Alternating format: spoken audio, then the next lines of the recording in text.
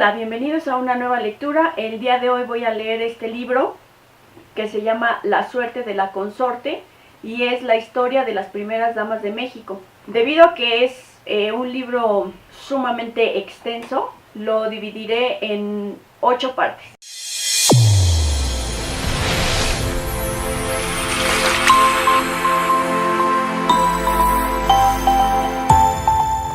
La suerte de la consorte, las primeras damas de México, de Sara Šefčovič.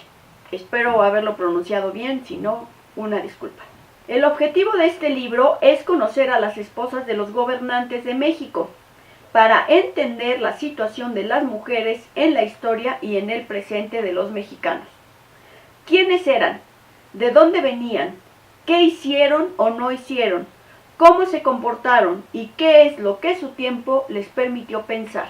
Esto que hoy somos los mexicanos está conformado por 3 entidades históricas diferentes, pero vinculadas: las civilizaciones indias, el virreinato de la Nueva España y la nación mexicana. En 1325, las mujeres nobles, llamadas pipiltín, tuvieron su lugar y sus funciones. Se las criaba con severidad, dado que no cumplían con labores domésticas, pues de eso se encargaban los muchos sirvientes a su disposición.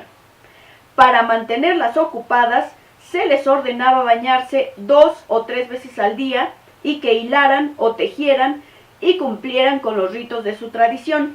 Debían ser muy honestas en el hablar, en el andar y en el recogimiento. Aquella que desobedecía se hacía acreedora a fuertes castigos que consistían en pincharles las orejas hasta sangrarlas, darles azotes y aplicarles humo de chicle en la nariz. Lo que más se cuidaba era su virginidad, pues es lo principal, que no ensucies la honra y des fama con tu buena conducta. El momento cumbre de su vida y para lo que habían sido educadas era el matrimonio. Su principal tarea en este mundo era la de procrear descendencia. Aquella mujer que moría en el parto es divinizada, considerada dechado de todas las virtudes. Las mujeres de la Nueva España. El 13 de agosto de 1521 se festejó el día de San Hipólito, fecha en que la magnífica ciudad cayó. Vencidos y humillados los indios, 25 millones había cuando llegaron los españoles, y para 1600 apenas si rebasaba el millón. Cortés se hizo del gobierno de estas tierras y fue nombrado capital general y gobernador por el emperador Carlos I de España. 2 esposas y muchas mujeres más tuvo don Hernando el Conquistador, pero la más célebre de sus mujeres fue Malitzin, llamada también Marina o Malinche, india que le fue obsequiada por su padre, un cacique de la región que hoy es Tabasco, y al que el conquistador convirtió en su amante y traductora. Ella fue madre de un hijo al que dieron por nombre Martín. Esta mujer lo acompañó y le ayudó a negociar con los diferentes grupos indígenas hasta que él se la regaló a uno de sus lugartenientes con quien se matrimonió. Así fue como nació la sociedad colonial, que sería de gran prosperidad, riqueza y esplendor para los peninsulares y criollos, y de gran miseria y sufrimiento para los indios, castas y negros. La corona española se afirmó como única titular del gobierno del territorio conquistado y colonizado. En el año de 1534 se creó el virreinato de la Nueva España. Para encabezarlo se nombró al virrey. Los virreyes eran elegidos entre la aristocracia, algunas veces por amistad, otras por méritos o recomendaciones y algunas más, la mayoría, porque compraban el cargo a precios bastante elevados.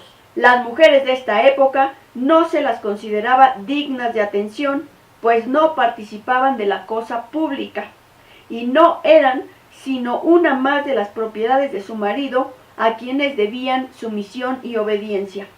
Las esposas de los virreyes de la Nueva España fueron hasta fines del siglo XVIII agentes de elevada alcurnia, hijas de familia de rancia cepa, mujeres a las que habían casado muy jóvenes, alrededor de los 15 años, porque a los 25 ya se les consideraba demasiado viejas, en matrimonios arreglados por intereses familiares, económicos y políticos, sin consultarles su opinión o deseo.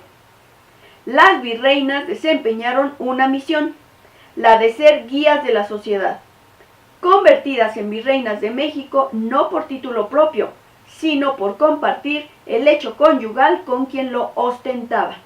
La mayoría de ellas gustaba de las fiestas, paseos, banquetes, comedias y corridas de toros. En el siglo XVII, tiempo llamado por los estudiosos de los criollos, que eran los españoles americanos, los nacidos en estas tierras, quienes ya sentían orgullo de lo propio y pensaban que no todo se lo debían a España. Los criollos novohispanos eran muy ricos gracias a lo mucho que producían las minas y las tierras de la Nueva España. Las mujeres iban muy arregladas desde que se levantaban, no a hora demasiado temprana, pues acostumbraban a hacerlo antes del mediodía. Pero ya desde ese momento llevaban espléndidos vestidos tocados y joyas con las piedras preciosas que tanto les gustaban, y la plata de las minas fabulosas que en estas tierras se encontraron. Las damas de México muy cargadas de alhajas. Joyas, muchas joyas, pues eso gustaba particularmente a las damas españolas avecindadas en México, y a las criollas, quienes por lo demás podían tener todas las que quisieran, puesto que eran muy ricas. Hasta en los ampulosos vestidos llevaban cosidas las piedras preciosas y bordados de perlas. Y así se emperifollaban no solo para ir a fiestas y funciones de teatro, sino para visitar a las iglesias, conventos y hospitales. Las mujeres casi no se movían. Desde que se levantaban y emperifollaban, permanecían sentadas, ocupadas en nada, dejando pasar el tiempo en compañía de otras damas y tratando de espantar el aburrimiento con comilonas, recreación y conversaciones. El ideal de la belleza eran las redondeces. Corría el año de 1711. Las mujeres salían a las calles cubriéndose la nariz y boca con su pañuelo espolvoreado de hierbas aromáticas para no oler la fetidez que se levantaba en la ciudad. Era esa una costumbre necesaria porque la hermosa capital estaba muy sucia y olía muy mal. Y eso que en aquellos tiempos estaban habituados a olores más fuertes de los que hoy toleramos. Las señoras empapaban sus pañuelos en perfume y agua de rosas para cubrirse con ellos cada vez que tenían que salir, con tal de no oler la inmundicia. La ciudad de los palacios, que sí los había, y muy lujosos, era también, como en todas las ciudades de la época, la ciudad de los desagües, de los baches y hoyos, y la basura en las calles, incluidos los excrementos a los que les llamaban servicios, que caían desde las ventanas y puertas de las casas, salpicando a quien en ese momento pasara por allí. Costumbre que estableció el aguas, que todavía hoy se grita para advertir que hay que tener cuidado. En las enormes haciendas, que eran la unidad económica por excelencia, se daba el azúcar, la grana, el cacao, el café, el algodón, el trigo, el cáñamo, el lino, la seda, los aceites y el vino, en cantidad tal que por sí solo el reino producía el equivalente a lo producido en el resto del mundo, lo que le permitía a la pareja de virreyes acumular grandes riquezas y llevarlas como equipaje de regreso a Europa, una vez terminado su mandato. Se dice que la virreina Antonia Ceferina Pacheco había acumulado más riquezas que ningún virrey de la Nueva España y que necesitaron 200 mulas para cargar su equipaje.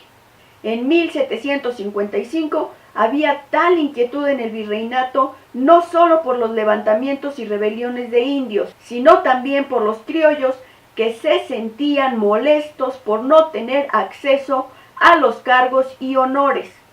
Poco a poco fue creciendo la hostilidad hacia el gobierno español, y cada vez le resultaba más difícil mantener el control. No es casualidad que el monarca empezara a enviar militares como virreyes. 3 siglos duró el imperio español en América. Sus esposas, hijas de la nobleza, aristócratas de cuna, de modales y de gustos, eran también profundamente devotas y vivieron siempre de acuerdo a una educación tradicional adquirida en conventos de rígida moral. No tuvieron más que hacer que acompañar y obedecer a su cónyuge. Y si bien es cierto que algunas aprovecharon su posición privilegiada, bien para enriquecerse, bien para divertirse o bien para cultivarse y escuchar varones doctos, de los que podían aprender, la mayoría se guardó en su hogar para las labores de aguja, para el rezo y para los festejos, las tertulias y los espectáculos.